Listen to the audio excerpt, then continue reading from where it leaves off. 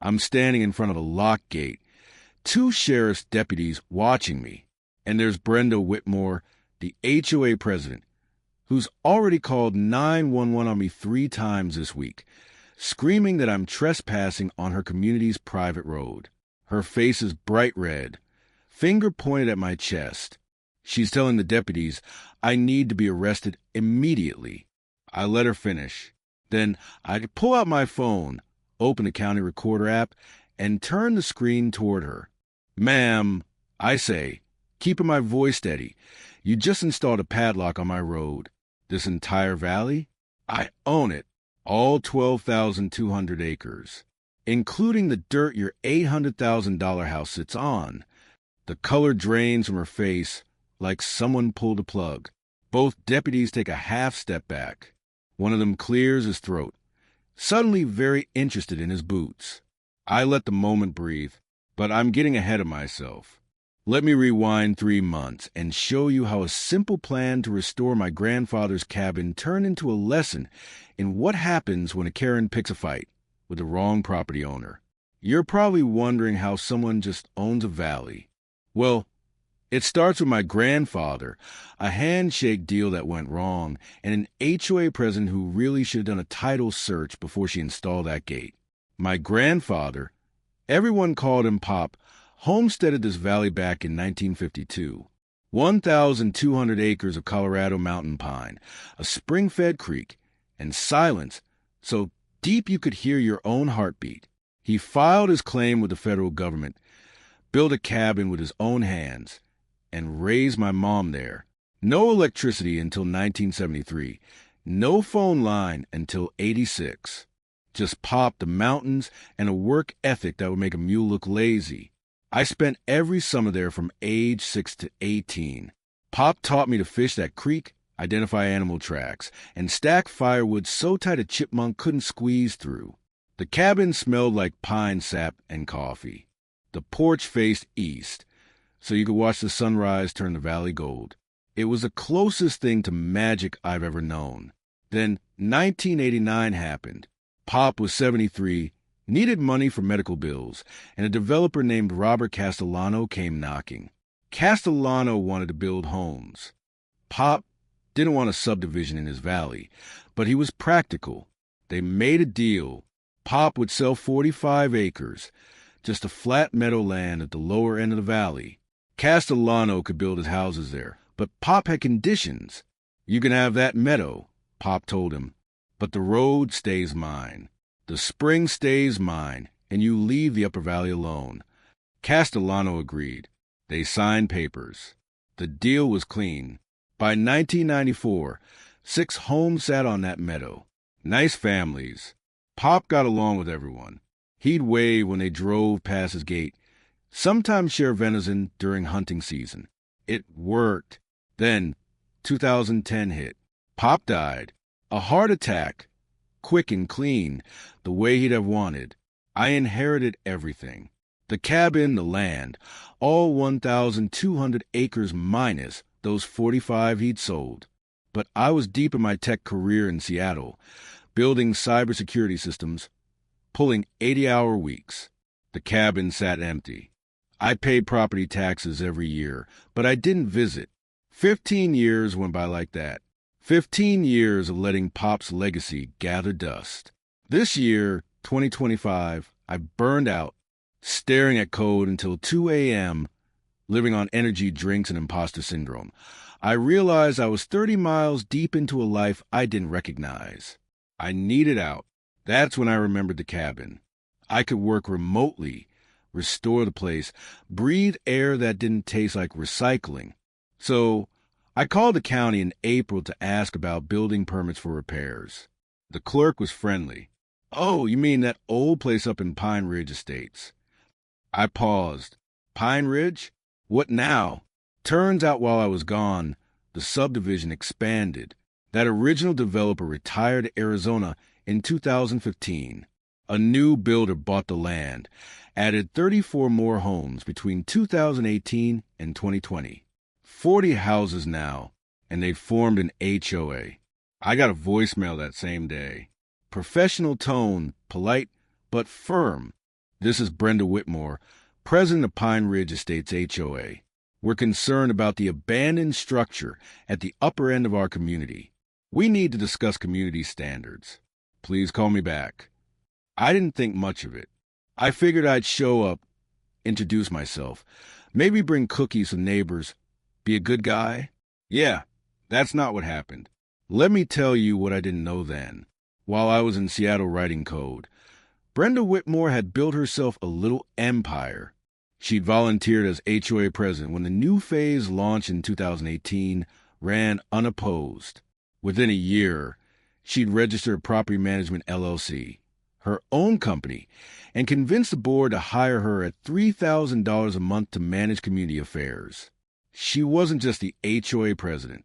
She was collecting a paycheck from every homeowner in that subdivision. $3,600 a year per household in HOA dues, and a chunk of that went straight into her pocket. She had a vested interest in control, and control meant making sure everyone played by her rules. Rules she'd written. Rules she enforced. Rules that, as I'd soon discover, she'd just made up as she went along. The other thing I didn't know, Brenda's husband, Roger, had been a county planning commissioner until 2019. He'd voted to approve that second phase of Pine Ridge Estates back in 2017, the expansion that turned 6 homes into 40. At the time, Brenda's LLC was already registered. She'd already signed a preliminary management agreement with the developer. Roger never disclosed that on his ethics form. When someone finally noticed, he retired rather than face a hearing. So, Brenda was protective of her territory, and I was about to walk right into it, holding a set of property documents she had no idea existed. I arrived at the valley entrance on a Saturday morning in late April. 72-degree bluebird sky, the kind of day pop used to call God showing off. I'd driven 6 hours from Seattle with my truck loaded, tools, camping gear, a month's worth of groceries. I was ready. The first thing I noticed was new. 2 stone pillars flanked the road entrance, each about 8 feet tall, with a wrought iron sign stretched between them. Pine Ridge Estates, private community. I slowed down. That sign hadn't been there on Google Street View. I kept driving. The road looked good. Recently graded, fresh gravel. Someone had been maintaining it. About a quarter mile in, I hit the problem. A chain link gate stretched across the entire road, 10 feet wide, 8 feet tall, industrial grade with a keypad lock and a camera mounted on top. A sign, residents only, access code required. No warning, no alternate route, just a gate blocking what used to be open road. I parked, got out, looked at the keypad. There was a phone number on a laminated card zip-tied to the fence. For access, call HOA office. I called, got voicemail, left a polite message explaining I own property up the valley and needed the gate code. Then I waited 45 minutes in my truck, windows down, listening to the creek. I couldn't quite see through the trees. Nothing. I tried calling again. Voicemail. I pulled up Google Maps, looking for an alternate route. There wasn't one. The valley is a box canyon. Mountains on 3 sides. This road, the only vehicle access. I could hike around the gate, but my truck wasn't getting through. I grabbed my backpack, locked the truck, and started walking around the gate. I got maybe 200 yards when I heard the engine. A black SUV came roaring up the road from inside the subdivision, spraying gravel. It skidded to a stop.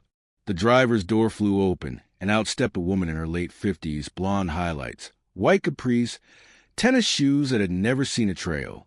She was already holding up her phone, recording. "Sir," she said, voice sharp as a box cutter, "you are trespassing on private property. I've called the sheriff." That was my introduction to Brenda Whitmore. I tried explaining. "Ma'am, I own the cabin about 2 miles up this road. I've been trying to call the HOA office for the gate code." She cut me off. There are no legal residences above the subdivision. That structure was condemned by the county. I blinked. Condemned by who? "This is a gated community," she said. "You need to leave immediately or you'll be arrested for trespassing." Her phone was still recording. I stayed calm. Years of dealing with hostile IT managers had taught me to never escalate when someone's recording you. I have documentation that I own property here. I'm happy to wait for the sheriff and sort this out. 20 minutes later, Deputy Jackson Hayes arrived. Young guy, maybe mid-30s, knew enough that his uniform still had creases. He took statements from both of us. I showed him everything I had on my phone. Photos of the cabin from my last visit in 2010, a letter from my grandfather's estate attorney, property tax records showing continuous payment. Brenda showed him nothing but her recording and a lot of attitude. Deputy Hayes looked at my documents, looked at Brenda, looked back at me. "Ma'am," he said to Brenda, "he's got documentation showing property ownership. That's not trespassing. This is a civil property dispute, not a criminal matter." Brenda said, "He can't just—" "That's exactly what makes it civil," Deputy Hayes said. "You need to either give him access or take it to court. I'm not arresting anyone for a property line disagreement." Brenda's jaw clenched, but she pulled out her phone, tapped in the gate code 742968. I memorized it, and the gate swung open. "This isn't over," she said as I walked past. I got back in my truck, drove up to the cabin. It was worse than I'd expected. Windows broken. Mice had nested in the kitchen cabinets. The roof leaked in 2 spots, but the structure was sound. Pop built things to last. I spent the weekend cleaning, documenting damage, taking photos for insurance. That's when I found it. In the closet, behind a false panel Pop had installed, there was a small fireproof safe. The combination was my birth year. Inside, everything I needed. The safe contained a stack of documents in a manila folder, each one in a plastic sleeve. On top, a post-it note in Pop's handwriting. "Mark, if anyone gives you trouble about the road, this box is everything you need. Love, Pop." I photographed every page and uploaded them to 3 different cloud storage services. Cybersecurity paranoia pays off. Here's what I found. First, the original 1952 land patent. Federal government to James Holloway. 1,200 acres. Clear title, fee simple absolute. That's fancy lawyer talk for you own it. Period. No strings attached. Second, survey maps from 1989 showing the exact boundaries of the 45 acres Pop sold to Castellano. I pulled out my phone, overlaid them on Google Maps. The subdivision sat entirely within that 45-acre parcel. Everything else, the upper valley, the road, the spring, still belonged to Pop's estate, which meant it belonged to me. Third, the purchase agreement from that 1989 sale. I read it 3 times. There was a clause highlighted in yellow. Buyer acknowledges seller retains ownership and control of all access roads, trails, and infrastructure outside platted lots. Access rights granted via easement subject to annual maintenance fee of $1,000, escalating 3% annually, payable to seller by January 15th each year. I did the math. From 2010, when Pop died, to 2025, that's 15 years of unpaid fees.